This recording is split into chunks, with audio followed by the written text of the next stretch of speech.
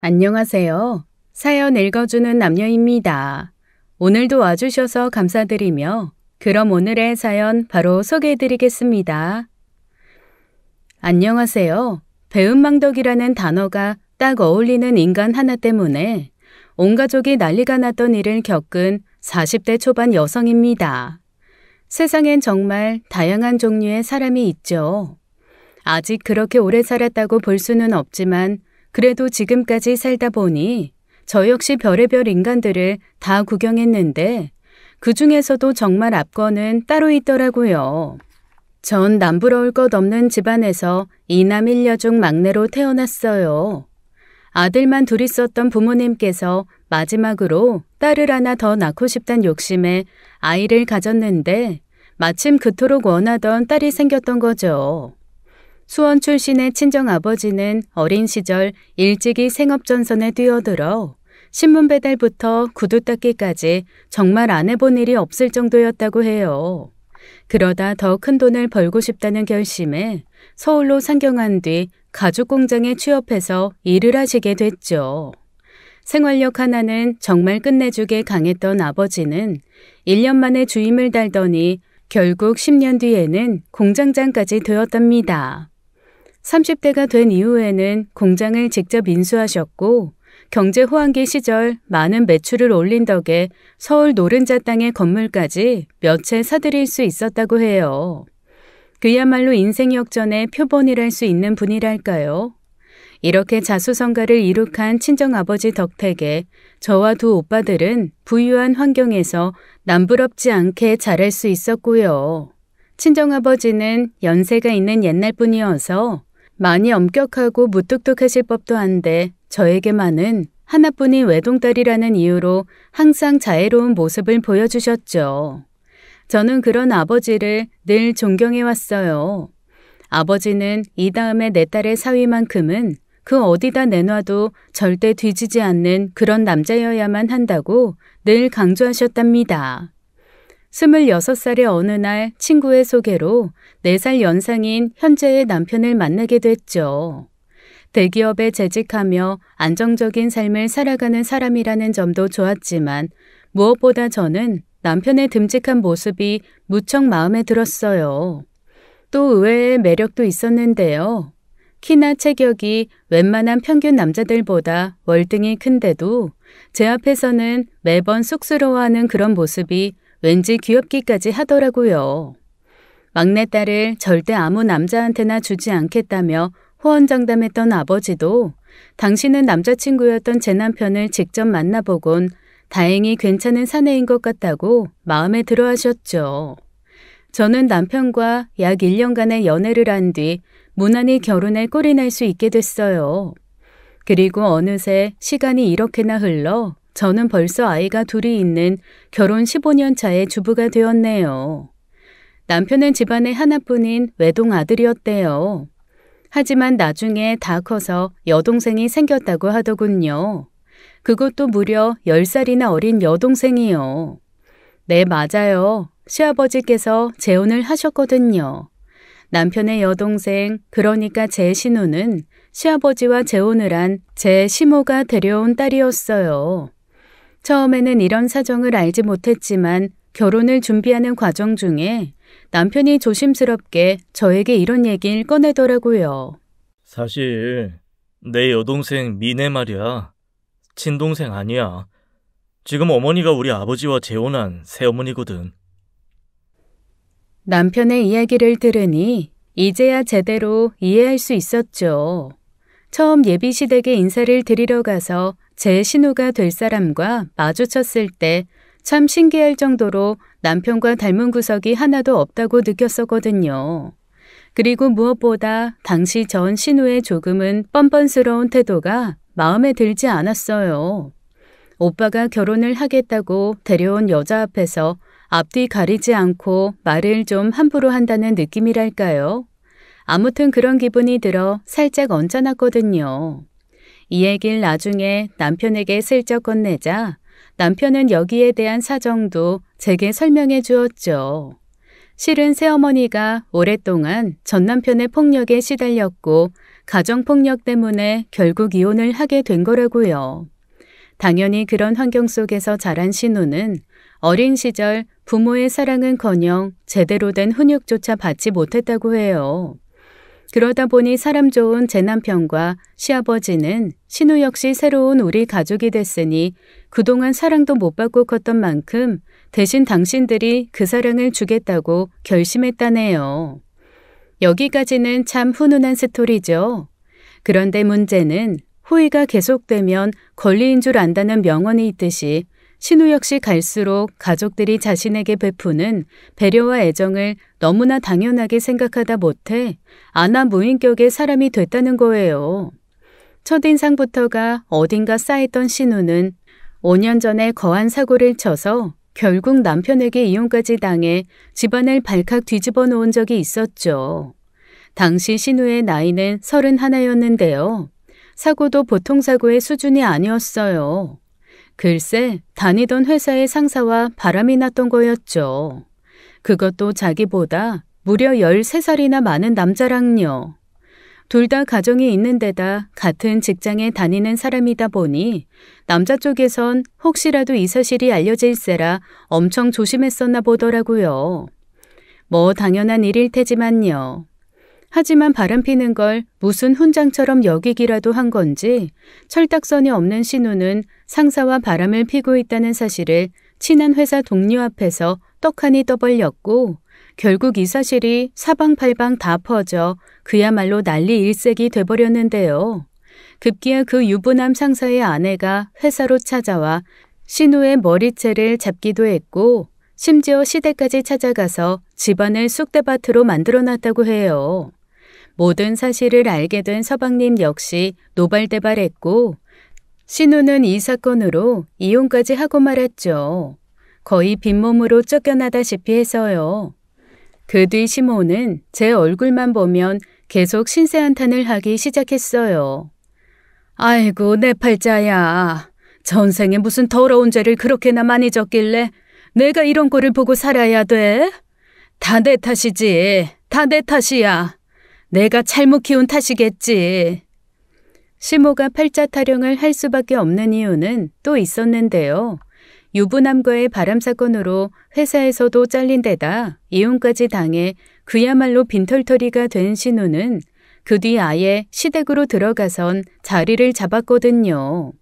그러고는 새 직장조차 구하지 않고 나이 든 부모에게 기생해선 여전히 정신을 차릴 생각을 못하더라고요.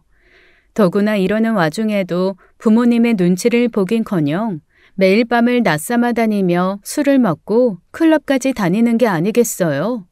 시댁에 찾아갈 때마다 훤한 대낮인데도 밤새 늦게까지 놀다가 들어와선 숙취로 깨어나지도 못하는 신우를 봤던 게 하루 이틀이 아닐 정도였어요. 이 때문에 가장 힘든 사람은 다름 아닌 시어머니와 시아버지였죠. 엄밀히 말해 시아버지는 신우의 친아버지가 아닌데도 그토록 신우를 귀여워해 주셨는데 그 은혜를 고맙게 여겨 갚을 생각을 하는 게 아니라 되려 적반하장처럼 구는 모습이 영 보기 좋지 않더라고요.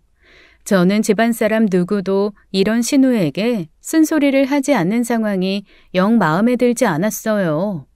그렇다 보니 오히려 신우가 이런 상황을 자신에게 유리한 쪽으로 더욱 이용하려는 건 아닌가 싶은 생각까지 들더라고요. 또 아무도 잔소리를 하지 않다 보니 더욱 아나무인격으로 행동하는 게 아닌가 싶어 고민 끝에 저는 신우에게 한 소리를 하기로 마음먹었죠. 아가씨, 어제도 또 술 마시고 늦게 들어오셨다면서요? 아가씨 나이가 청춘도 아니고 이제 그런 밤 생활은 좀 자제해야 되지 않겠어요? 아버님, 어머님 모두 아가씨 때문에 얼마나 걱정이 많으시다고요. 그러자 신우는 방금까지 다 죽어가는 물고기 마냥 축 늘어져 있던 몸을 벌떡 일으켜선 제 얼굴을 죽일 듯이 노려보는 게 아니겠어요? 하! 새언니, 언니가 지금 저한테 감히 잔소리라도 하겠다는 거예요? 대체 무슨 권리로 그런 말을 하는 건데요? 당연히 저 역시 가족의 일원으로서 아가씨한테 얘기하는 거죠. 저한테 그 정도 권리는 충분히 있다고 생각하는데요.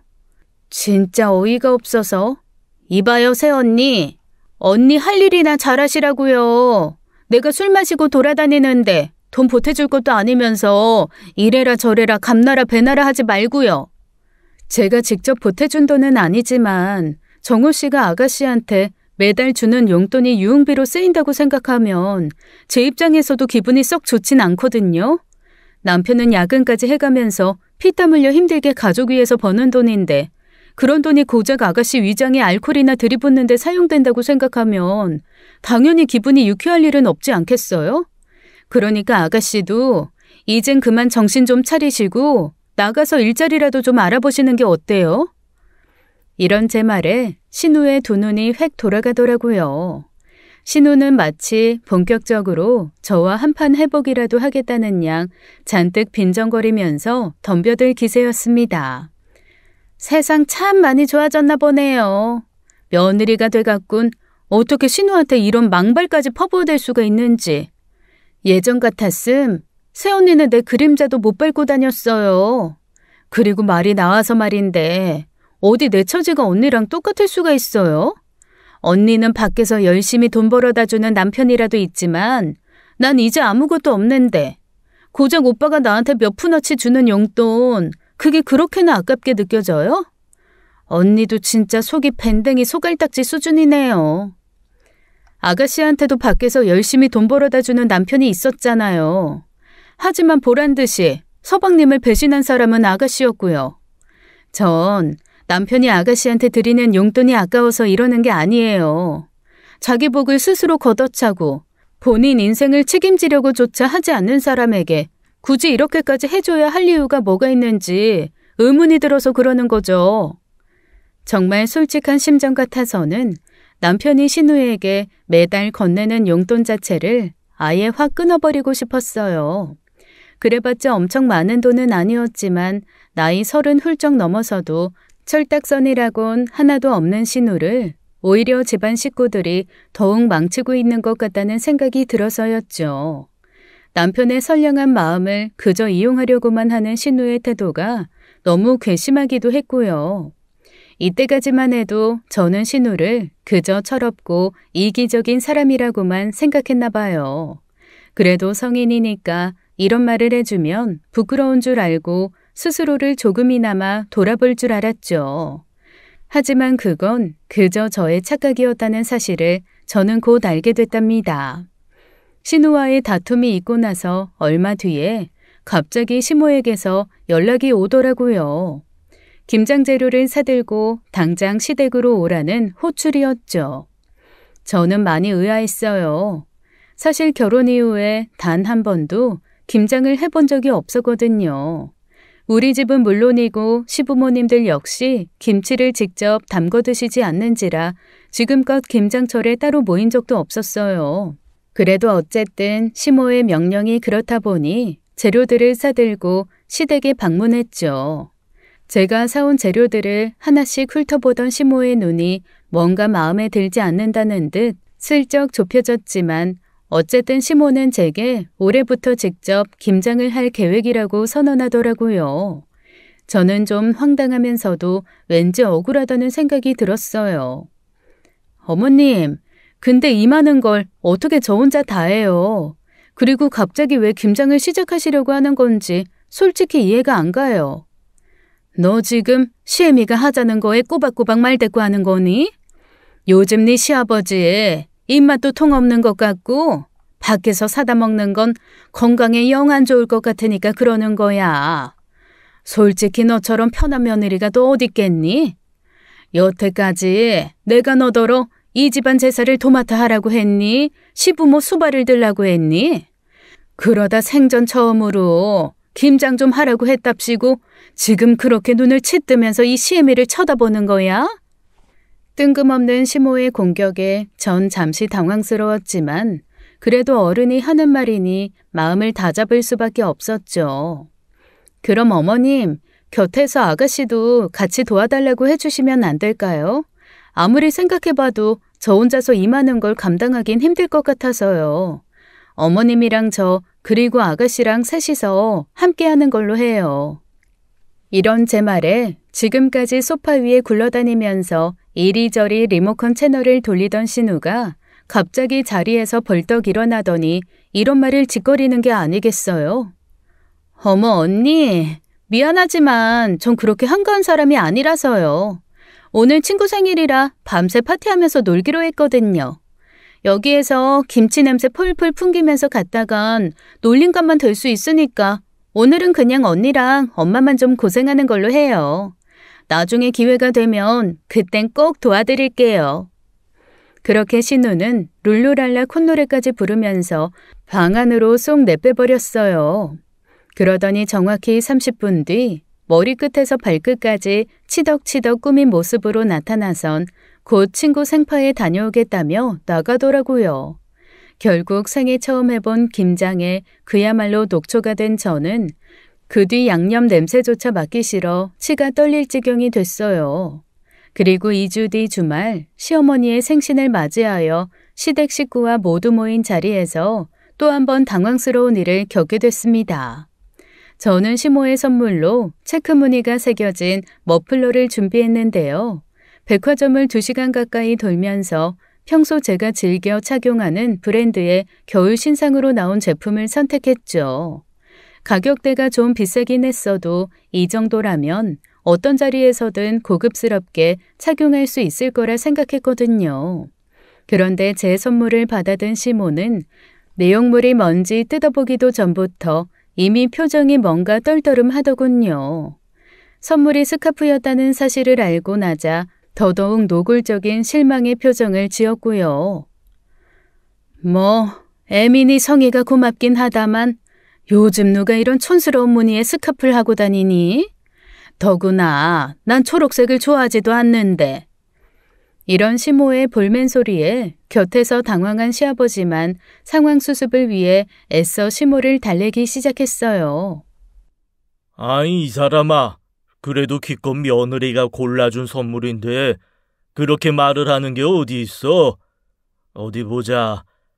전혀 촌스러운 초록색이 아니라 엄청 고급스러운데 뭘 그래. 불빛에 비춰보니 윤기도 장난이 아니구만. 그렇게 맘에 들면 당신이 하고 다니지 그래요? 이런 시모의 말에 전 조금 상처를 받았지만 자리가 자리니만큼 애써 아무렇지 않은 척했죠. 선물이 마음에 안 드세요, 어머님? 백화점에서 구입한 거라 영수증은 따로 챙겼으니까 사용 안 한 제품은 언제든지 교환 환불 가능해요. 그럼 내일 저랑 같이 백화점 가서 어머님이 직접 사고 싶으신 걸로 골라보실래요? 그래. 그럼 되겠구만. 그렇게 마음에 들지 않으면 내일 준우 어머니랑 같이 가서 직접 골라봐. 그런데 바로 이때 눈치라고는 개미 발톱대만큼도 없는 신우가 불쑥 끼어드는 게 아니겠어요. 어머 언니, 내일 백화점 가실 거예요? 그럼 나 지금 화장품이 거의 떨어져서 그러는데 간 김에 기초 화장품 세트 좀 사다 주면 안 될까요? 제가 쓰는 브랜드는 따로 사진 찍어서 이따 보내드릴게요. 야, 이민혜. 그런 걸 왜 새언니를 시켜? 너 시간 많잖아. 네가 직접 가서 사면 될 걸 갖고 왜 이 사람을 시키냐고. 이번만큼은 남편도 화가 났는지 제가 뭐라고 하기도 전에 먼저 나서서 신우를 향해 버럭 큰 소리를 내더라고요. 결국 이날 시모의 생일 모임은 각자 얼굴만 잔뜩 붉힌 채로 거북하게 마무리가 됐죠. 하지만 이때까지만 해도 저는 그저 단순하게만 생각했어요. 예전엔 그렇지 않았던 시모의 태도가 어딘지 모르게 밉살스러워진 이유가 다른 데 있었다는 사실을 알게 된 건 그로부터 얼마 지나지 않아서였죠. 밝다는 시댁에서 시모와 함께 TV를 보던 중이었습니다. 손주들이 보고 싶다는 시아버지의 말에 저는 아이 둘을 데리고 시댁에 가서 저녁을 먹기로 했어요. 신우는 또 어딜 간 것인지 코빼기도 보이질 않았고 저녁을 먹은 뒤 시아버지는 소파에 잠깐 앉아있다 피곤하다면서 먼저 방으로 들어가셨죠. 남편에게선 30분쯤 뒤에 도착 예정이라는 연락이 왔고요. 그렇게 거실에는 저와 시모 그리고 두 아이만 남아있었어요. 그런데 한창 TV에서 나오는 드라마의 내용이 좀 그렇더군요. 드라마 속에 상간녀가 등장했는데 유부남과 바람을 피다 회사에서 해고된 것은 물론 그 유부남의 부인에게 머리채를 잡힌다는 설정까지 모든 내용의 흐름이 하필 신우의 스토리와 판에 박힌 듯 똑같은 거예요. 저는 저도 모르게 곁에 있는 시모의 눈치를 슬쩍 살필 수밖에 없었어요. 헌데 갑자기 시모의 입에서 이런 말이 불쑥 튀어나오는 게 아니겠어요? 아니, 살다 보면 여자가 바람도 좀 피울 수도 있는 거지. 사내 놈들은 2번이고 3번이고 바람 피워대도 그럴 수 있다고 하면서 왜 여자가 바람을 피우면 그건 절대 용서받을 수 없는 일인 거야? 그리고 집에 있는 남편 놈이 오죽 못났으면 여자가 바람을 피겠어? 본래 사내 구실 못하는 놈이랑 살수록 바람 요구가 들 수밖에 없는 거라고. 밖에 나가면 지천에 널린 게 남잔데 저런 잘난 여자가 뭐 아쉽다고 집에 있는 놈한테만 들러붙어 살겠냐? 순간 저는 너무나 놀랐죠. 이렇게 대놓고 상간녀를 두둔하는 시모의 말에 어떻게 충격을 안 받을 수가 있었겠어요. 그리고 요즘은 바람도 능력제라더라. 오히려 한 놈한테만 빌붙어 사는 여자들이 능력도 매력도 없는 거라고. 여자가 예쁘고 잘나면 결혼을 했든 안 했든 그저 사내놈들이 꼬일 수밖에 없는 팔자인 거지. 시모의 이런 얼토당토하는 주장을 전 그저 가만히 듣고만 있을 수가 없겠더라고요. 어머님, 아무리 그렇다고 해도 결혼한 사람이 저렇게 대놓고 외도하는 걸 합리화할 수는 없죠. 한 사람과 살아갈 자신이 없는 거라면 애초에 결혼이라는 걸 안 하는 게 맞는 거고요. 너 지금 또 내 말에 괜히 시비 거는 거냐? 하긴 넌 돈 잘 버는 남편 뒀으니 평생 외도할 일은 없을지도 모르겠구나. 미네도 정우 같은 남편만 뒀다면 이혼할 일도 없었을 텐데 우리 딸만 결국 불쌍하게 된 거지. 근데 너야말로 그렇게 잘난 척 뻐기는 애가 왜 밖에 나가서 일을 안 하니? 요즘엔 전업주부를 거의 찾아보기가 힘들 정도라던데. 시모의 빈정거림과 비난의 수준은 이제 도를 넘어설 지경이었어요. 저 역시 이런 말도 안 되는 억지스러운 시비를 더 이상 가만히 두고 볼 수만은 없었고요. 제가 전업주부를 하고 싶었던 건 아니고요. 준호 아빠가 먼저 아이 낳고 나면 살림이랑 육아에만 전념해달라고 해서 그렇게 한 것뿐이에요. 그래도 외벌이로만 사는 게 빠듯했다면 저도 분명히 나가서 알바자리라도 구했을 거예요. 어머님은 자꾸 아가씨와 제 성향을 비교하려고 하시는데 냉정히 말해서 비교할 수 있는 대상은 아니잖아요. 전 제 가정에만 충실한 사람이기도 하고요. 이런 제 말에 과장 하나 보태지 않고 시모의 얼굴이 홍당무처럼 새빨개지더군요. 뭐가 어쩌고 저째? 이것이 진짜 어디서 배워먹은 버르장머리야? 너희 집에선 어른한테 그렇게 따박따박 말대꾸해도 된다고 그렇게 가르치디? 너 지금 혹시 내가 정우 친엄마가 아니라는 이유로 날 무시하는 거냐? 뭔가 오해가 있으신 것 같아요, 어머님. 전 그런 뜻이 아니라 어머님이 아가씨의 잘못된 행동을 무조건적으로 두둔하시는 것 같아서 드리는 말씀일 뿐이에요. 네가 자꾸 버르장머리 없게 미네를 가르치려고 드니까 그렇지. 걔도 다 큰 성인인데 새언니한테 그딴 소리나 듣고 앉아있으면 얼마나 기가 죽겠어. 가뜩이나 아직도 상처가 가시질 않은 앤데 그깟 술 좀 몇 번 먹고 들어왔답시고 나랑 바깥 양반도 하지 않는 잔소리를 네가 대체 무슨 권리로 하는 건데, 응? 이제야 전 알겠더라고요.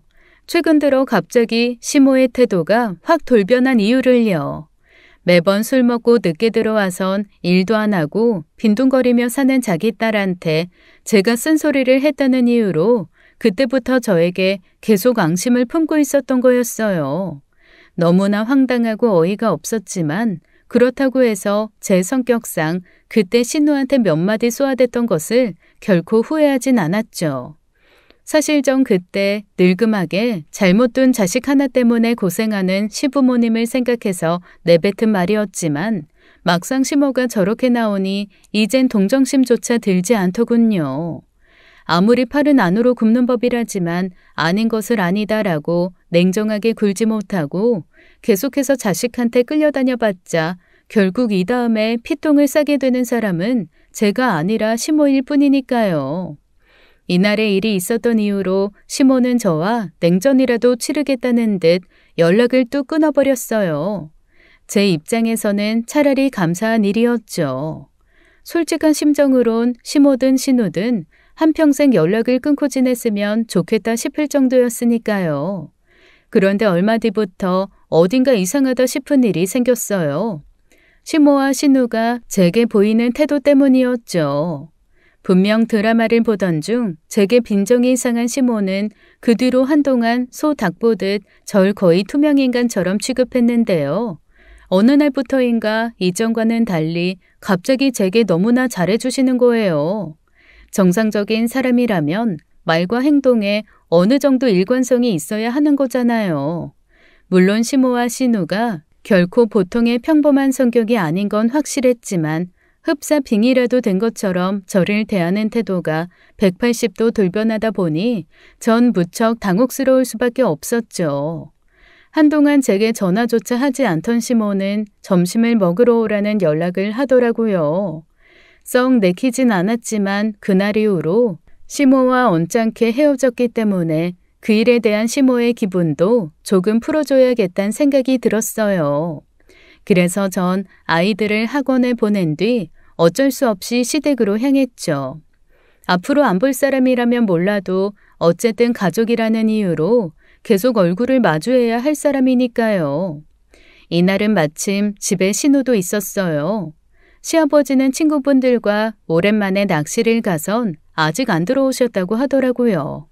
신우는 절 보더니 그동안의 태도와는 너무도 다르게 버선발로 뛰쳐나와선 반갑게 반겨주는 거 있죠. 생전 안 그러던 사람이 그러니까 순간적으로 제 등골이 오싹해질 정도였답니다. 하필 남편도 시아버지도 없는 상태에서 가장 껄끄러운 상대 둘과 마주 앉 채 밥을 먹고 있자니 밥이 입으로 들어가는 건지 코로 들어가는 건지 모르겠더라고요.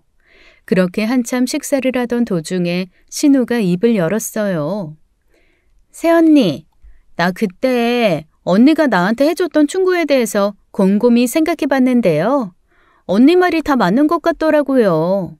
아직 나이도 젊은데 이렇게 집에서 썩고 있자니 허송세월만 보내는 것 같아서 사실 제 마음도 좀 그래요. 그래서 고민해봤는데 전 아무래도 회사 체질은 아닌 것 같고 장사를 한번 해보고 싶어요. 신우의 얘기를 들으며 물을 마시던 전 이 순간 하마터면 입안에 있던 물을 뿜어낼 뻔했죠. 생뚱맞게 장사라니. 아니 장사가 무슨 네 집 개 이름도 아니고 심지어 경험도 없었던 사람이 여태까지 몇 년을 띵까띵까 놀다가 그리 쉽게 뛰어들 수 있는 것이던가요? 과연 현실 감각이라곤 눈꽃만큼도 없는 데다 모든 일을 그저 쉽게만 판단하는 신우다운 생각이더군요.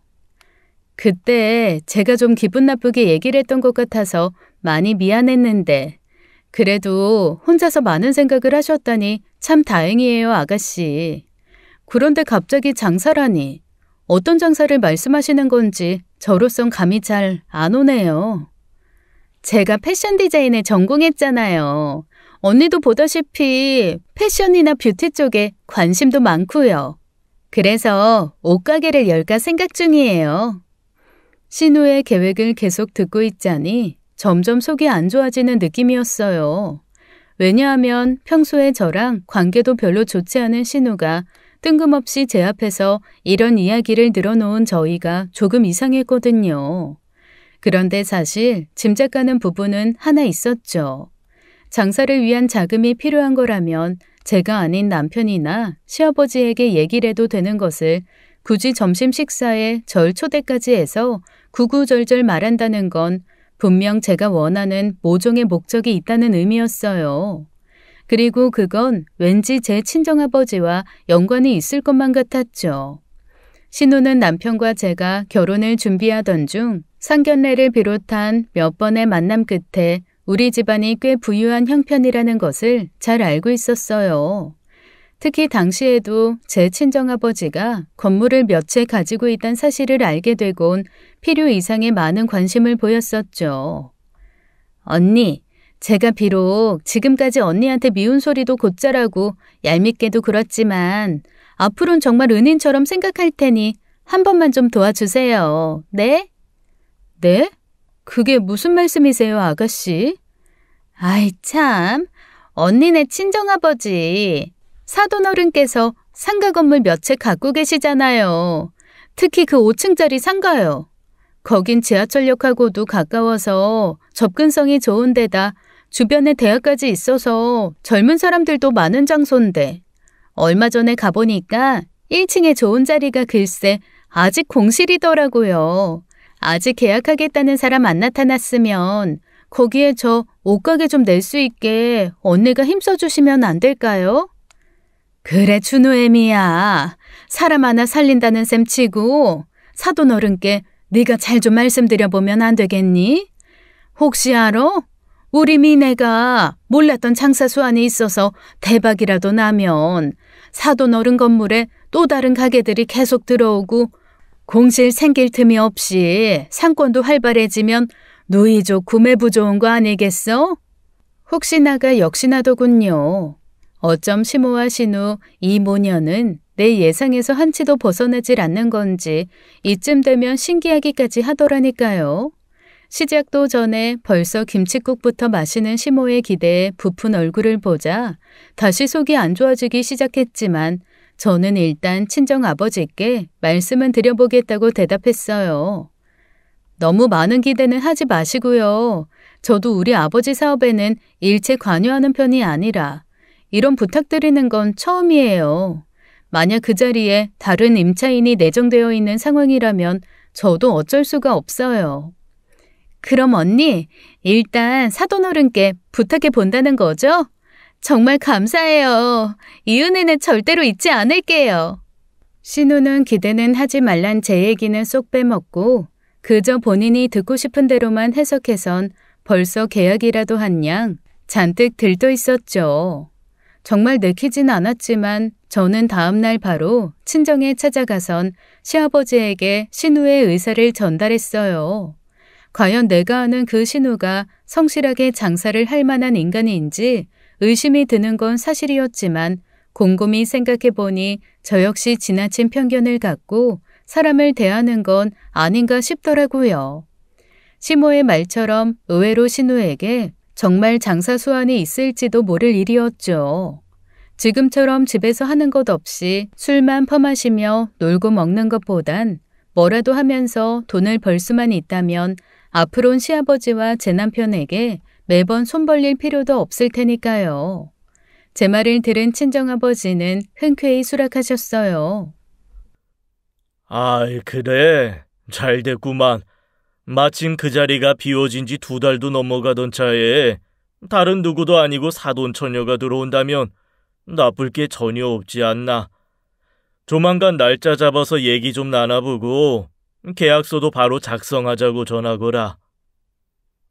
아버지의 허락에 저는 안심하며 바로 이 소식을 신우에게 전해주었죠. 그런데 신우가 여기에서 또 뜬금없는 소리를 하는 거예요. 그런데 언니, 제가 그때 차마 마저 얘기를 못 꺼냈는데 저 아직 갖고 있는 돈이 그렇게 많지 않아서요. 언니도 알다시피 백수 생활도 워낙 길었고 이혼하면서 아무것도 들고 나오질 못해서 저 정말 빈털털이잖아요. 그래서 말인데 먼저 가게 내고 돈 좀 들어오면 나중에 후불로 보증금 내면 안 될까요? 신우의 이런 뻔뻔스러운 말에 전 정말 기가 찼어요. 아니, 세상에 그런 법이 어디 있어요. 아가씨, 아무리 사돈지간이라고 해도 사업이나 돈 문제가 얽힌 건 정확하게 계산하고 넘어가야 그게 맞는 거죠. 애초에 이러려고 우리 아버지한테 부탁해달라고 말씀하신 거예요? 그럴 리가요, 언니. 그건 절대 아니에요. 언니, 제발 이번만큼은 절 꼭 믿어주세요. 저 정말 이 가게 열고 싶어요. 오랫동안 돈도 못 벌고 밥만 축내는 버러지같이 살면서 자존감도 바닥을 쳤다고요. 근데 가게 시작하려면 돈이 있어야 하는데 항상 그 돈이라는 게 제 발목을 이렇게 잡더라고요. 그러니까 언니, 사람 하나 살린다는 셈치고 저 좀 도와주세요. 저 정말 열심히 해볼 테니까 돈 벌면 언니와 사돈 어른께도 꼭 약속대로 보증금 지불하고 그 밖에 보답도 할 테니까 제발 한 번만 도와주세요. 네? 아무리 신우가 불쌍한 척을 하고 온갖 애원을 다해봐도 저는 돈이 얽힌 계약 같은 것에 절대로 개인적인 감정이 들어가선 안 된다고 생각했죠.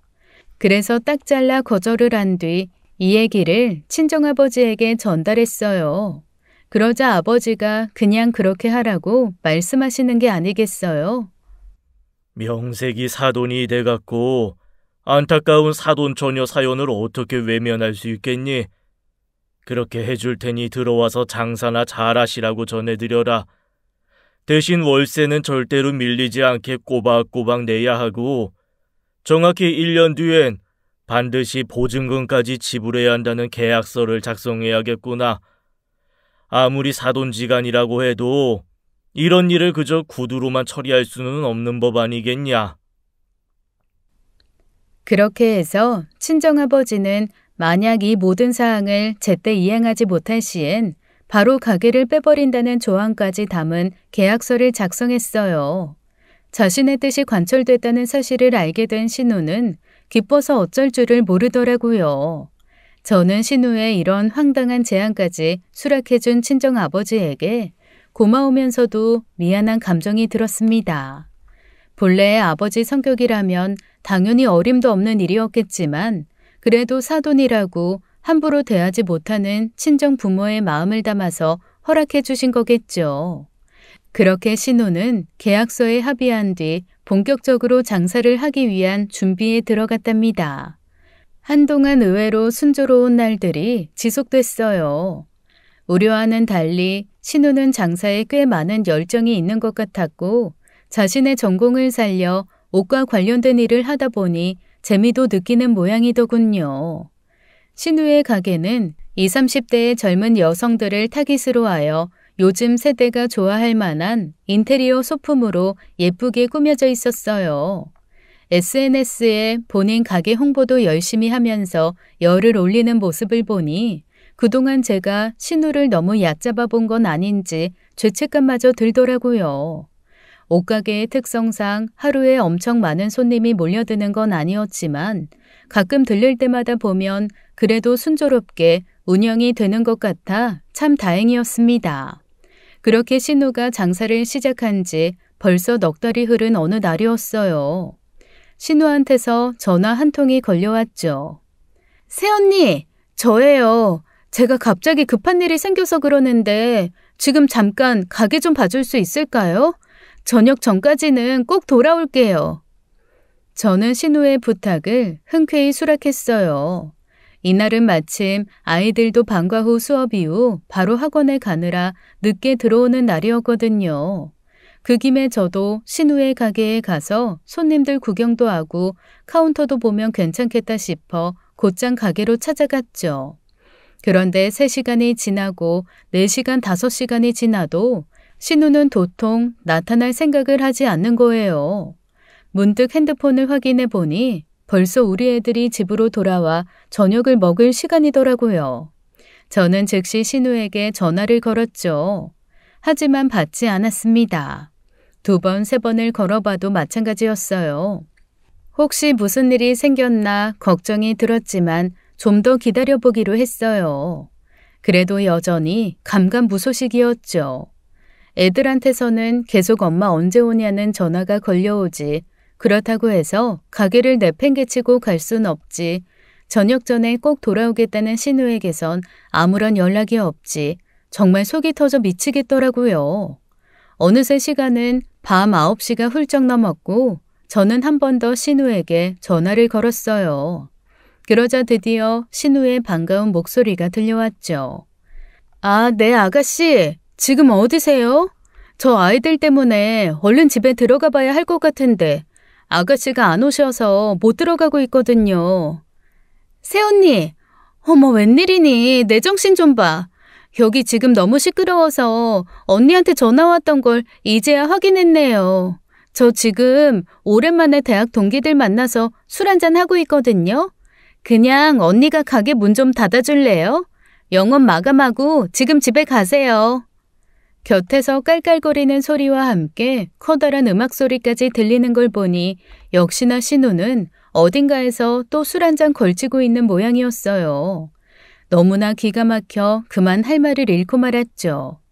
속에선 부글부글 천불이 들끓었지만 이날은 그냥 내가 참자 하고 그대로 가게 문을 닫은 채 집으로 돌아갔어요. 이쯤에서 그쳤더라면 저도 이날의 일은 그저 혼자서 묻어두었을 겁니다. 하지만 신우의 만행은 이제부터가 진짜 시작이었죠. 한 번은 또 이런 일이 있었어요. 퇴근 후 한참이 지났는데도 남편이 집에 오질 않길래 곧장 전화를 걸었거든요. 당신 1시간 전에 퇴근이라더니 왜 아직도 안 오는 거야? 혹시 무슨 사고 났거나 그런 건 아니지? 아, 여보. 연락한다는 걸 깜빡했네. 퇴근하고 집에 가는 도중에 미네한테서 전화가 온 거야. 갑자기 뭔 일이 생겼다고 나한테 가게 좀 봐달라네. 그래서 바로 미네네 가게로 왔지. 잠깐만. 지금 손님이 계산하신다고 해서 미안. 일단 좀 끊을게. 남편의 대답을 듣자 정말 어이가 없었죠. 신우의 가게를 찾아갔더니 정말 남편 혼자서 카운터 앞에 앉아 있더라고요. 기가 차서 이게 무슨 상황이냐고 물었더니 글쎄 1시간이면 돌아오겠다던 신우가 전화를 아무리 걸어봐도 안 받는다는 거예요. 네, 맞습니다. 지난번 제가 겪었던 그 상황과 완전히 똑같은 일이 벌어졌던 거죠. 아가씨 진짜 해도 해도 너무한 거 아니야? 이거 당신만 겪은 일이 아니야. 나한테도 똑같이 그랬어. 분명히 저녁 전까지 돌아온다고 해놓고선 아무리 전화해도 받지도 않고 결국 밤늦게까지 나 혼자 여기서 가게 보다가 문 닫고 집으로 갔단 말이야. 지금도 아마 아가씨 어딘가에서 술이나 퍼마시고 있을 거야.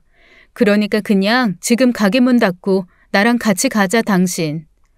그렇게 남편과 저는 직접 가게 문을 닫고 집으로 돌아갔어요. 다음날 신우는 남편에게 전화를 걸어서는 가게 근처에서 우연히 술집을 오픈한 선배를 만났는데 그 선배가 딱 한 잔만 하고 가라는 통에 들렀다가 결국 늦어졌다고 했다더군요. 남편은 그 말을 믿는 것 같았지만 솔직히 전 믿지 않았어요. 그저 만만한 게 가족이니까 가게는 대충 가족한테 맡겨두고 또 어딘가에서 누군가랑 작정하고 부어라 마셔라 했을 거라고 생각했거든요. 저와 남편을 이런 식으로 엿먹인 이후 신우는 이제 아예 대놓고 가족들을 부려먹더라고요. 초반엔 가끔 가다 한두 번 그랬던 것을 언젠가부터는 일주일에 서너 번씩 번번하게 그러더니 나중엔 시부모님에게 가게를 보도록 시킨 모양이더군요. 시모에게서 전화가 와 받아보니 언제까지 자기가 카운터를 지키고 있어야 하냐면서 짜증을 버럭 내는 거였어요. 아니 본인의 딸에게 내야 할 짜증을 왜 내게 내는 건지 너무나 황당해진 저는 한동안 벙찐 상태였죠. 자긴 집으로 갈 테니 네가 와서 가게를 보라는 시모의 황당한 요구에 저는 이날도 얼떨결에 가게로 불려나가 결국 밤늦게 혼자서 가게 문을 닫고 나왔습니다. 이쯤 되니 여기가 신우의 가게가 아닌 제 가게인 것 같더라고요. 그리고 신우가 가게를 연 지 반년이 지난 어느 날이었어요. 이날도 어김없이 신우에게서 전화가 걸려왔죠. 새언니, 저예요. 지금 큰일 났는데 가게로 와서 저 좀 도와주시면 안 될까요? 혼자서는 감당할 수가 없어요. 빨리 와주세요, 언니. 제발요. 평소와는 달리 급박한 신우의 목소리에 깜짝 놀란 저는 바로 출발하겠다고 말한 뒤 헐레벌떡 가게로 달려갔죠. 아가씨, 무슨 일이에요? 가게 안으로 들어서자마자 저는 황급히 신우부터 찾았어요. 그런데 그 순간 제 앞에는 정말 깜짝 놀랄 만한 광경이 펼쳐져 있더군요. 신우가 마치 아무런 일도 없었다는 듯이 낯짝 하나 변하지 않은 태연한 얼굴로 카운터에 앉아선 볼을 톡톡 두드려가며 빠르게 화장을 하고 있는 게 아니겠어요? 아니, 아가씨, 이게 대체 무슨... 아까 전화로 큰일 났다고 했잖아요. 그런데 지금 뭐하고 계신 거예요? 그러자 신우는 고개도 돌리지 않고 그저 눈만 잠시 힐끔 제 쪽으로 두더니 다시 화장에 집중하며 이렇게 말하더라고요. 왔어요? 언니도 참, 이 코딱지만한 가게에서 큰일 날 일이 뭐가 있다고. 그렇게 잔뜩 쫄려선 얼굴까지 새파래졌대요. 나 지금부터 약속 있어서 나가봐야 되니까 언니가 가게 좀 봐줘요. 어차피 언니는 할 일도 없으니까 괜찮죠? 제가 뭐라고 말할 틈도 없이 신우는 이렇게 자기 할 말만 대충 마치고는 쌩하니 가게 문을 열고 나가버렸어요. 사람이 너무 황당하다 보면 지금 이게 무슨 일인지 내가 꿈을 꾸고 있는 건 아닌지 잠시 멍한 상태가 되는 법이잖아요. 이 순간 제가 딱 그런 모습이었죠. 기가 차다 못해 머리끝까지 화가 나서 처음엔 그냥 가게 문을 닫고 집에 가버리려 했는데요. 하필 이날따라 어찌나 손님이 계속해서 들어오던지 손님들더러 나가라고 할 순 없으니 울며 겨자 먹기로 어쩔 수 없이 저는 또 신우의 가게를 봐주는 신세가 됐죠. 그러는 짬짬이 저는 잔뜩 열받은 상태로 끊임없이 신우에게 전화를 걸었어요. 역시나 예상대로 받지 않더군요. 약이 바짝 오를 대로 오른 저 역시 어디 한번 그래봐라. 오늘 네가 이기나 내가 이기나 한번 해보자. 네가 받을 때까지 10번이고 100번이고 걸 테니까 라는 심정으로 계속해서 전화를 걸었죠. 그렇게 한 20번쯤 걸었을 때였을까요? 드디어 신우가 전화를 받았어요. 그런데 목소리가 어딘가 이상했어요. 혀는 잔뜩 꼬부라져선 누가 들어도 명백히 만취한 상태의 그런 말투였던 거예요. 저는 그런 신우를 향해 언성을 높인 채 마구 따지기 시작했죠. 지금 제정신이에요? 한두 번도 아니고 본인 술 먹고 싶을 때마다 나랑 가족들 불러다가 가게에 앉혀놓고 본인은 잔뜩 취해선 대체 뭐 하자는 거예요? 설마 나 엿먹이려고 일부러 그러는 거예요? 여기 아가씨 가게잖아요. 나한테 그렇게 장사하고 싶다면서 매달렸던 게 고작 얼마나 지났다고. 벌써부터 가게를 이렇게 내팽개치고 다니냐고요. 뭐야? 아줌마가 뭔데 나한테 그따위로 짓거리는 거야. 아니 아줌마, 집구석에서 하는 거 없는 아줌마한테 사장인 내가 일거리를 던져줬으면 고맙습니다 하는 거지. 뭔 쫑알쫑알 말이 그렇게 많아. 이젠 언니도 아닌 아줌마라고 사람을 하대하는데 정말 인내심은 한계를 넘어섰고 뚜껑은 진작 열린 채로 머리에선 뜨거운 김이 펄펄 솟아오를 기세더군요. 야, 너야말로 지금 뭐라고 헛소리 짓거리는 거야? 보자 하니까 내가 무슨 네 전용 한여라도 되는 줄 알아? 새파랗게 어린 게. 그래도 지금까지 남편 여동생이랍시고 우냐우냐 봐줬더니 이젠 아예 대놓고 사람을 무시해? 아, 귀 따가워 죽겠네 진짜. 무시당할만 하니까 무시하는 거지. 원래 너처럼 못난 아줌마들이 꼭 전국을 찔리면 발끈해서 덤비더라고. 네가 내 엄마야? 피도 안 섞인 주제에 사사건건 잔소리는 더럽게 해야 되지. 우리 엄마도 나한테 안 하는 잔소리를 내가 왜 너한테 들어야 되는데. 말린 오징어같이 생긴 게 어떻게 우리 오빠는 꼬셔가지고 결혼했는지. 아, 돈으로 꼬셨나? 그나마 돈 많은 집구석이니까 그랬겠지. 너 지금 당장 안 기어 들어오면 이 가게 안에 있는 옷이랑 물건 내가 전부 당근에 올려서 나눔해버릴 거야. 그러니까 좋은 말 할 때 당장 오는 게 좋을걸? 앞으로 계속 장사할 마음이 조금이라도 있다면 지금 당장 와서 무릎 꿇고 나한테 사과해. 하, 이 아줌마가 진짜. 너 지금 나한테 감히 협박하는 거니? 그러면서 신우는 꼬부라진 혀로 저를 향해 걸쭉한 욕설까지 퍼부었죠. 장사를 하고 싶다는 부탁에 친정 아버지까지 찾아가서 신우의 사정을 얘기해주고 술 처먹으러 갈 때마다 호출하면 불려가서 매번 가게를 봐준 대가가 고작 이거였을까요? 기껏 욕을 들어먹기 위해 지금까지 신우의 꼭두각시처럼 행동했다는 생각이 들자 분통이 터진 저는 더 이상 이런 더러운 꼴을 보고 싶지 않다는 생각에 가게를 정리하고 나가려던 때였어요. 팔뚝 전체에 시커먼 문신을 한 보기에도 깡패같이 생긴 남자가 갑자기 가게 문을 박차고 들어오는 게 아니겠어요? 당황한 순간도 잠시 그 남자에 이어 가게 안으로 들어온 사람은 다름 아닌 신우였죠. 제가 가게 안의 물건들을 전부 당근에 나눔한다는 얘기를 듣고 이렇게 바로 달려온 꼴이 우습기도 했지만 신우의 뻔뻔스러운 얼굴을 보고 있자니 또다시 얼굴이 붉어질 만큼 열이 오르더라고요. 뭐야, 아직도 있었네? 자기야, 바로 이 여자야.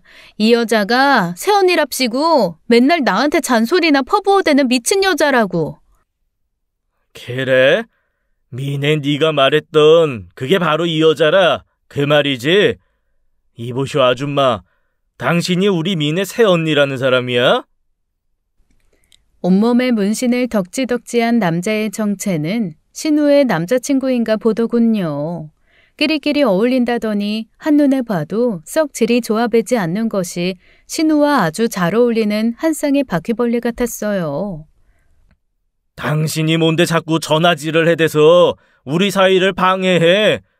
이까짓 가게 손님도 별로 없는 와중에 대충 일 보다가 알아서 곱게 집에 가면 될 일이지. 왜 괜히 일을 키워선 요란 법석을 떠드냐 이 말이야. 그쪽은 뭔데 나한테 그딴 말을 하는 거예요? 그리고 입은 삐뚤어져도 말은 똑바로 해야 하는 거 아닌가요? 이까짓 가게라뇨. 이 가게야말로 내가 운영하는 것도 아니고요. 그쪽 애인이 나한테 애걸복걸하다가 열게 된 건데 왜 아무런 상관도 없는 내가 매번 카운터를 봐야 하는 거냐고요. 매번 저런 식이야. 사람이 순수하지가 못하다니까? 아니, 내가 신우라면 가끔씩 가게도 봐줄 수 있고 뭐 그런 거 아니야? 어쩌다 한번 도와주는 것 같고 더럽게 생색낸다니까? 아주 못돼 처먹었어. 뭐라고? 야, 네가 어떻게 나한테 그딴 식으로 말할 수가 있어? 막말로 여기에서 가게 열게 해준 것도 나고 너 술 처먹으러 갈 때마다 여기 봐준 것도 난데 네가 어떻게 나한테 그따구로 말할 수가 있냐고. 흥분해서 이렇게 소리치자 문신을 덕지덕지 쳐바른 남자가 갑자기 제게 위협을 가하더라고요. 어이, 그쪽 말 조심해. 아줌마만 아니면 이제부터 미네랑 좋은 거나 하러 갈까 싶었는데 아줌마 때문에 김이 팍 새버렸잖아. 아줌마 남편이랑 사이 안 좋지? 그러니까 우리 같은 커플들 보면 괜히 심술 마서 막 갈라놓고 싶고 그런 거잖아. 어디다 본인의 열등감을 폭발시키는 거야. 재수없게. 술이 오를 대로 오른 제정신 아닌 인간들을 상대하기엔 제가 역부족이더라고요. 아무래도 안 될 것 같아 저는 즉시 핸드폰을 꺼내들고 남편에게 전화를 걸었어요. 현재의 상황을 대충 빠르게 설명하자 처음에 남편은 대체 무슨 말인지 제대로 알아듣지 못하더군요. 당연히 그럴 수밖에 없었겠죠. 그래도 흥분해서 울먹이기까지 하는 제 목소리를 듣더니 놀라서 곧장 알겠다며 신우의 가게로 오겠다고 하더라고요. 지금 내 남편 불렀으니까 어디 오빠 앞에서도 그렇게 잘난 주둥이 나불거릴 수 있는지 한번 보죠. 신우를 향해 이렇게 쏴붙이는데 갑자기 한쪽 뺨에 불이 붙은 듯 얼얼한 통증이 일더라고요. 신우가 제 뺨을 때렸다는 사실을 안 건 그로부터 대략 10초의 시간이 흐른 뒤였어요.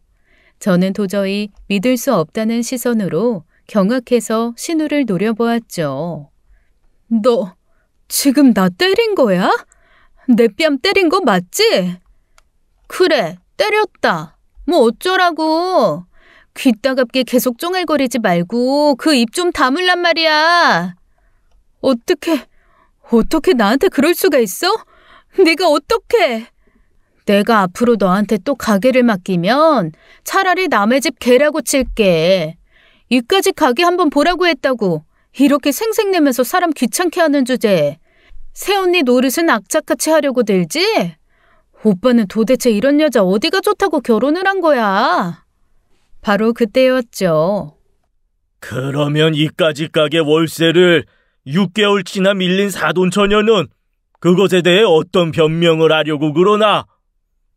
익숙한 목소리가 나는 방향을 향해 돌아보니 거기엔 제 친정아버지가 뒷짐을 진 채 우뚝 서 있었어요. 분노를 가득 담은 두 눈을 번뜩이면서 말이죠. 계약서에 나온 내용은 전혀 이행하지도 않는 사돈처녀의 행각에 대해 한번 제대로 들어보려고 찾아왔다만 내 귀한 딸의 뺨을 올려치는 모습까지 지켜보니 그 어떤 말도 들을 필요가 없는 것 같군. 당장 내일부로 가게 빼도록 하게나. 저는 마치 구세주라도 만난 것처럼 친정아버지를 향해 달려갔죠. 아버지는 혀를 끌끌 차면서도 두 눈만은 매처럼 날카롭게 신우를 노려보고 있었어요. 나중에 전해 들으니 아버지는 이날 상가대표와 술을 마시고 잠시 내부를 둘러보던 중 신우의 가게에 들렀고 그러다 하필 이런 못볼꼴을 우연히 목격하게 된 것이더라고요. 내가 여기에서 별의별 세입자들을 다 만나봤지만 사돈처녀 같은 경우를 본 적은 한 번도 없어. 그래도 우리 사위의 여동생이고 가족이나 다름없으니 내 몇 번이고 봐주려 했다만 감히 내 딸의 뺨을 치다니 그따위 행동을 절대 용납할 수가 없지. 뭐라고요? 누가 우리 현정이 뺨을 쳐요? 깜짝 놀라 바라보니 어느새 왔는지 이번에는 제 남편이 성난 코뿔소처럼 콧김을 뿜어대며 잔뜩 성이 난 채로 신우를 쏘아보고 있었어요. 제 아군들이 하나둘씩 나타나자 이제 신우는 고립된 성의 폐잔병 마냥 잔뜩 쫄아선 그 기세를 누그러뜨릴 수밖에 없었죠. 오빠, 언제 왔어? 너 똑바로 말해. 네가 우리 현정이 뺨 쳤어? 장인어른이 하신 말씀이 진짜야? 아유, 술 냄새. 너 지금 장사하는 와중에 술도 마셨냐? 술만 마셨을 뿐만이 아니라 아예 내 딸한테 가게도 내팽개치고 애인이랑 노닥거리기까지 한 모양이야. 그것도 모자라서 내 딸을 모욕하는 말을 하고 뺨까지 쳤다네. 바로 자네 여동생이. 뭐라고? 야, 이민혜, 너 똑바로 대답해. 장인이 하시는 말씀이 사실이야? 남편의 호통에 신우는 아무 말도 하지 못한 채 우물쭈물하고만 있었죠. 친정아버지와 남편이 나타나기 전까지는 마치 신우의 기사라도 되는 것처럼 뻐기면서 제게 모욕적인 말을 퍼부었던 그 애인이라는 남자 역시 마찬가지였어요. 남자는 제 남편이 위협적인 제스처를 취하며 성큼 다가오니 제가 봐도 한심해 보일 정도로 움찔거리더라고요. 하긴 그럴 수밖에 없는 게 제 남편은 190을 육박하는 키에 몸무게도 130kg이나 나갔거든요. 이런 덩치를 지닌 남자가 자기에게 달려드니까 저도 모르게 본능적으로 뒷걸음질을 치게 마련이겠죠. 당신은 또 뭐야? 뭔데 우리 가족 일에 끼어드는 건데? 뭔가 오해가 있으신가 본데. 전 아무런 관계도 없는 사람이에요. 그럼 이만. 이렇게 말을 하며 그 남자는 횡하니 꽁무니를 빼버리더군요. 저런 인간도 남친이라고 만나는 신우가 참 어이없으면서도 딱하게 느껴졌어요. 이 세상에서 가장 한심한 사람이 바로 강약, 약강, 약한 자에겐 비열하게 굴면서 저보다 강한 자에겐 한없이 비굴한 자라고 하잖아요. 신우의 애인이란 남자가 딱 강약, 약강의 전형인 것 같았어요. 남자가 사라지자 홀로 남은 신우는 더욱 당황하더군요. 방금까지 술기운에 객기를 부리던 모습은 온데간데 없이 사라진 게 아니겠어요? 장인어른, 하나씩 제대로 말씀해 주세요. 아무래도 현정이가 제게 걱정 끼치지 않으려고 말하지 않은 부분이 있는 것 같습니다. 만약 민혜가 도를 넘은 행동을 한 게 있다면 그건 우리 집안의 일이니 저 또한 책임이 있는 거니까요.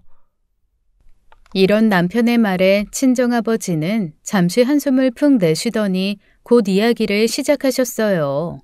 신우가 이 건물에 들어오며 아버지와 작성했던 계약의 내용과 그 계약을 제대로 이행하지 않은 사실에 대해서요. 이건 저도 몰랐던 사실이었는데 글쎄 신우는 입주한 뒤 지금껏 단 한 번도 월세를 낸 적이 없었다고 하더라고요. 벌써 6개월이라는 시간이 흘렀는데도 말이죠. 원래 계약의 내용에 따르면 보증금조차 내지 않고 들어온 신우는 월세가 단 한 달치라도 밀릴 경우 바로 가게를 빼도록 돼 있지만 친정아버지는 차마 사돈처녀에게 그런 요구까지 하지 못한 모양이에요. 아버지의 이야기를 다 듣고 나니 저 역시 너무나 기가 막혀 헛웃음만 나오더군요. 너 그게 사실이야? 지금까지 장인어른이 하신 말씀이 전부 사실이냐고? 오빠, 아니 난 그게 아니라... 아니긴 뭐가 아니야. 아직도 정신을 못 차렸구나. 이혼을 하고 나서도 정신을 못 차렸어. 대체 언제까지 이렇게 한심하게 살래? 나랑 우리 아버지가 언제까지 네 뒤치다꺼리나 하고 살아야 하냐고? 긴만 할 것도 없네. 어차피 계약 위반이니까. 당장 내일이라도 가게 빼도록 해. 사돈 처녀고 뭐고 난 건물주의 사업을 하는 사람이야. 사업에 있어서 계약 내용을 못 지키는 사람은 필요 없는 법이지. 그러니까 당장 나가. 나로서도 아쉬울 게 하나 없으니. 서슬퍼런 친정아버지의 말에 토끼처럼 두 눈을 동그랗게 치뜬 신우는 뭐라 항변하려다가 그만 우욱 구역질을 하더니 가게바닥에 오바이트를 하고야 말았어요. 가관도 이런 가관이 없을 지경이었어요. 그 난리가 나고 다음 날 술에서 깨고 드디어 제정신을 차린 신우는 눈을 뜨자마자 우리 집에 찾아왔더군요. 인터폰을 통해 신우의 얼굴을 발견하자마자 마음 같아선 그냥 쫓아내버리고 싶었지만 집에 있는 남편을 봐서 꾹 참고 문을 열어주었죠. 신우의 얼굴은 정말 말이 아니더라고요. 아직도 술이 덜 깼는지 시뻘겋게 숙취가 남아있는 몰골에는 지난밤의 마스카라와 화장이 떡이 돼서 얼굴에 덕지덕지 묻어 있었어요. 세수조차 하지 못하고 우리 집에 달려온 꼴이 딱 티가 나더군요. 신우는 제 얼굴을 보자마자 다짜고짜 무릎부터 꿇었어요. 언니, 정말 죄송해요. 뭐라고 어떻게 말을 해야 좋을지. 언니가 절 평생 용서할 수 없다고 하셔도 물론 할 말은 없어요. 그치만 어제 제가 언니한테 했던 행동과 말은 절대로 진심이 아니었다는 거 그것만 제발 알아주세요. 술에 너무 취해서 제정신이 아니었어요. 정말이에요.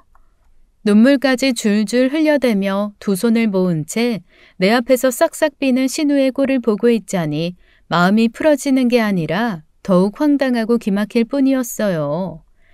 당장 일어나세요. 그리고 두 번 다시 이런 식으로 찾아오지 마시고요. 적어도 성인이라면 자기가 내뱉은 말과 행동 정도는 책임져야 하는 거 아닌가요? 어제 그 많은 사람 앞에서 아가씨가 한 행동은요. 이런 식으로 싹싹 빈다고만 해서 해결될 문제가 아니에요. 아가씨가 한 짓 때문에 지금쯤 상간의 다른 사람들한테도 소문이 쫙 퍼졌을 테고 덕분에 우리 아버지 입장만 잔뜩 곤란해지게 생겼네요. 그건 제가 당장 사돈어른 찾아뵙고 사과드릴게요. 사돈어른께서도 설마 그렇게 냉정하게 당장 가게 빼라고는 안 하시겠죠. 제가 잘 말씀드릴 테니까 언니, 마지막으로 제발 한 번만 더 기회를 주세요. 저 여기에서 나가게 되면 앞으로 뭐 해먹고 살아요. 이제야 좀 장사하는 맛도 알게 됐는데. 신우의 말에 제 가슴은 더욱 싸늘하게 식어버린 느낌이었어요. 그나마 남편의 여동생이자 가족이라는 이유로 마지막까지 남아있는 한 가닥의 인내심마저 깡그리 사라진 기분이었죠. 그래요. 신우는 딱 이 정도 그릇밖에 되지 못하는 그런 인간이었던 거예요. 몸만 크고 마음은 전혀 성장하지 못한 가짜 어른이요. 그저 생떼를 쓰면 만사가 다 해결되리라고 착각하는 구제불능의 인간이었던 거죠. 사과라. 항상 입으로만 그럴싸하게 말하고 행동은 전혀 개선의 의지가 없는 사람 말을 앞으로 어떻게 믿을 수가 있겠어요? 그리고 인생은 타이밍이라는 말 있죠? 아가씨는 이미 그 타이밍을 놓쳐버렸어요. 기차는 지난밤에 이미 저 멀리로 떠나버렸다고요. 지금껏 전혀 몰랐는데 우리 아버지는 아가씨 사정을 이미 6번이나 봐주셨더라고요. 분명 처음 계약할 때 계약서에도 서명했던 거 기억나죠? 한 달치라도 월세 밀리면 바로 가게 빼야 한다고요. 근데 6개월치나 밀렸다고요? 그것도 모자라 온갖 깽판을 다 쳐놓고 이제 와서 또 한 번 기회를 달라니 아무리 뻔뻔스러워도 유분수지. 사람이 어떻게 그럴 수가 있어요? 제가 하도 격분을 했던지 언성이 높아지자 마침 화장실에서 나온 남편이 잔뜩 성난 얼굴로 우리 쪽을 향해 성큼성큼 다가오더라고요. 신우는 남편의 모습을 발견하자마자 화들짝 놀라 제 뒤에 숨기라도 하려는 양 어쩔 줄 몰라 바들바들 떨기 시작했어요. 화가 머리끝까지 난 남편은 신우를 향해 크게 호통을 쳤죠. 여기가 어디라고 감히 기어들어오는 거야? 가족의 배려와 호의를 철저히 무시한 넌 오늘부터 우리 가족도 아니야. 온몸에 덕지덕지 문신이나 한 그 깡패 같은 네 남친한테나 가보라고. 근데 이건 하나만 알아도 네가 진짜 힘들거나 아플 때 누군가의 도움이 절실히 필요할 때 네 곁에 있는 그 남친이라는 놈이 과연 너한테 어떤 도움을 줄 수 있는지 정말 너를 위해 아낌없이 호의를 베풀어 주었던 이 사람이나 장인어른 그리고 우리 아버지보다 과연 그놈이 얼마만큼이나 네 마음을 헤아려 줄 수 있는지 앞으로 살면서 뼈저리게 느껴보라고. 남편을 바라보던 신우의 얼굴이 점점 파랗게 질려가는 걸 보고 전 정말 이 사람이 작심하고 이러는구나 싶었어요. 지금껏 남편이 신우에게 화를 내거나 소리를 쳤던 모습을 단 한 번도 본 적이 없었으니 저 역시 깜짝 놀랄 수밖에 없었죠. 난 오늘부터 동생 따위 없어. 네가 장인어른과 한 약속을 어기고 난 뒤부터 내 인생에 동생 같은 건 없는 거야. 그러니 아무런 연관도 없는 남의 집에 앞으로 2번 다시 찾아올 생각 말고 만약 이런 식으로 또 나타난다면 그땐 경비 아저씨 불러서 아예 쫓아내버릴 거야. 알아들었으면 지금 당장 꺼져. 서슬퍼런 남편의 말에 신우는 황급히 고개를 끄덕이며 뒤도 돌아보지 않은 채 나가버렸답니다. 그 모습을 보고 있으니 쌤통이다 싶은 고소한 마음이 들기도 하면서 한편으로는 지금껏 친동생처럼 예뻐했던 신우에게 이런 모진 말을 내뱉기까지 고민했을 남편이 안쓰럽기도 하더라고요. 정말 괜찮겠어? 방금 한 말 진심이냐고. 진짜 앞으로 아가씨 얼굴 안 보고 살 거야? 당연하지. 장인어른 찾아가서 그런 뻔뻔스러운 부탁을 드렸다는 사실도 난 이번에 처음 알게 됐는데 하물며 어제 그런 일까지 있었는데 어떻게 그 꼴을 가만히 두고 보고만 있겠어. 정말 괘씸하다 못해 배신감까지 들 지경이야. 장사는 무슨 애초에 그런 걸 할 생각조차 없었던 거야. 그저 그럴싸한 타이틀이 필요했던 거겠지. 그러면서 남편은 제 2 손을 꼭 잡은 채 가만히 흔들면서 말했죠. 그동안 나랑 피 한 방울 안 섞인 신우한테 이것저것 시달려가며 비 맞추려고 애쓰고 나야말로 당신한테 너무 미안해. 당신이 다른 누구도 아닌 내 얼굴을 봐서 지금껏 참아왔던 거 다 알아. 그러니 이제 더 이상 참을 필요 없어. 앞으로는 굳이 우리 집에 가서 스트레스 받을 필요도 없고. 남편은 이제 더 이상 시댁에 방문해서 시모와 신우를 만날 필요가 없다고 딱 잘라 말했어요. 이 일과 아무런 상관이 없는 시아버지와 셋이 따로 만나 가족 모임을 하자고요. 남편 역시 지금껏 신우가 사건을 저지를 때마다 그저 오냐오냐하며 역성만 들었던 시모의 태도에 많이 실망한 모양이더군요. 그래서 지금은 어떻게 되었냐고요. 한 번 아니면 2번 다시 뒤돌아보지 않는 성미를 가진 우리 친정아버지는 신우의 사정과 애원 따위는 당연히 깡그리 무시했어요. 결국 신우는 빠른 시일 내에 가게를 정리한 뒤 상가에서 나갈 수밖에 없었답니다.